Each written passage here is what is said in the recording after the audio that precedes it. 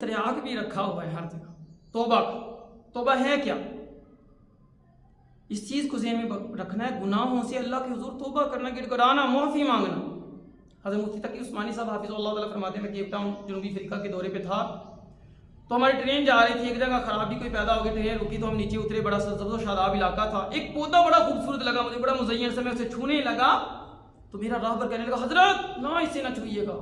میں نے کہا بھائی کیا ہو گیا ہے؟ کہنے لگا حضرت اس کو آپ چھو لیتے تو آپ کو ایسے لگتا جیسے سانپ یا بچھو نے آپ کو ڈس لیا، ایسا درد ہوتا ہے۔ میں نے کہا یہ تو اکثر ہے اس علاقے میں نظر آ رہے ہیں، تو کیا اس علاقے والوں کو تکلیف نہیں ہوتی ہوگی اگر غلطی سے چھو جائے؟ تو راہبر کہنے لگا حضرت اس علاقے کے اندر جہاں یہ پودا پیدا ہوتا ہے وہیں اللہ اس کی جڑ میں ایک اور پودا پیدا کرتے ہیں، اگر اس کو غلطی سے بندہ چھو لے اس کو چھونے سے درد ختم ہو جاتا ہے۔ میرا ذہن فوراً اس طرف چلا گیا، کل بنی آدم خطاء وخیر الخطائین التوابون، سارے بنی آدم غلطی کرنے والے ہیں لیکن سب سے بہتر غلطی والا وہ ہے جو توبہ کر لیتا ہے۔ التائب من الذنب کمن لا ذنب له، توبہ کرنے والا ایسی ہے جیسے اس نے کوئی گناہ کیا ہی نہیں ہے۔